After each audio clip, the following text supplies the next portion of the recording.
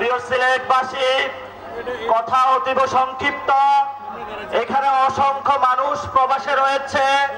আমরা দেখতে পাচ্ছি সরকার থেকে প্রবাসী ভোটাধিকারের উদ্যোগ নেওয়া হয়েছে, কিন্তু আমরা আশানুরূপ এখনো ফলাফল দেখতে পাইনি। আজকে সিলেটের পূর্ণভূমি থেকে আমরা সরকারের কাছে আবেদন জানাচ্ছি, প্রবাসীদের ভোটাধিকার নিশ্চিত করতে হবে, করতে হবে, করতে হবে।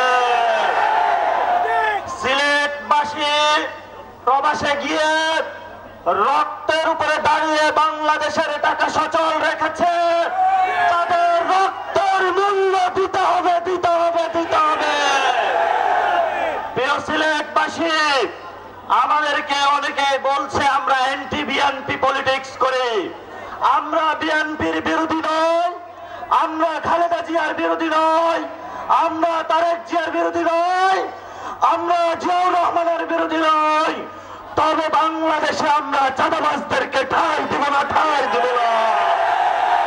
বাংলাদেশে আমরা কোন সিন্ডিকেট ঠাঁই দিব না, ঠাঁই দিব না। বাংলাদেশে কোন সন্ত্রাসদেরকে আমরা ঠাঁই দিব না। আগামীতে যদি ঐক্য হয়, আগামীতে যারা আমাদের সহযোদ্ধা হবে তাদেরকে একটি শর্ত মেনে আসতে হবে, বাংলাদেশে চাঁদাবাজি করা যাবে না, বাংলাদেশে সন্ত্রাস করা যাবে না, বাংলাদেশে সিন্ডিকেট করা যাবে না, বাংলাদেশে জনগণের রাজনীতি করতে হবে। শেষ কথা বলবো, আমরা প্রতিনিয়ত রাজনৈতিক আড্ডা দেই চা দোকানে বসে। সিলেটের মাটিতে আপনাদের চায়ের বাগান রয়েছে, কিন্তু প্রতিদিন নিত্যকার সকালে যারা চায়ের কুড়ি মুকুল গুলো প্রতিনিয়ত তুলছে, আমার মা বোনদের কোনো মজুরি নাই।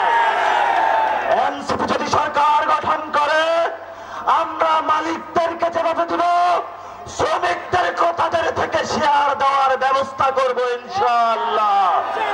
শেষ কথা শেষ করব, সিলেট আউলিয়া কেরামের পণ্যভূমি, ফুলতলি সাহেবের পণ্যভূমি, অসংখ্য আউলিয়ার পণ্যভূমি। এখানে আলিয়া মাদ্রাসা রয়েছে, কওমি মাদ্রাসা রয়েছে, বিভিন্ন তরিকার মাদ্রাসা রয়েছে, আমাদের নারী সমাজ রয়েছে। আমি জানি সিলেটে আগে এসেছিলাম, তরুণ যুবা আপনাদের রক্ত কতটুকু টকবক। আগামীতে 3 তারিখে ঢাকায় ঘোষণাপত্রের দাবিতে মহাসমাবেশ হবে।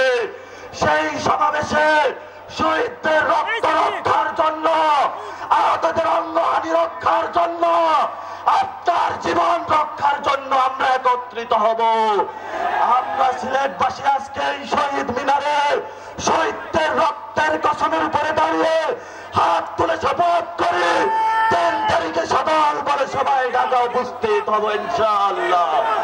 সিলেটবাসীর জয় হোক, শাহজালালের পথ আমাদের অনুসৃত হোক।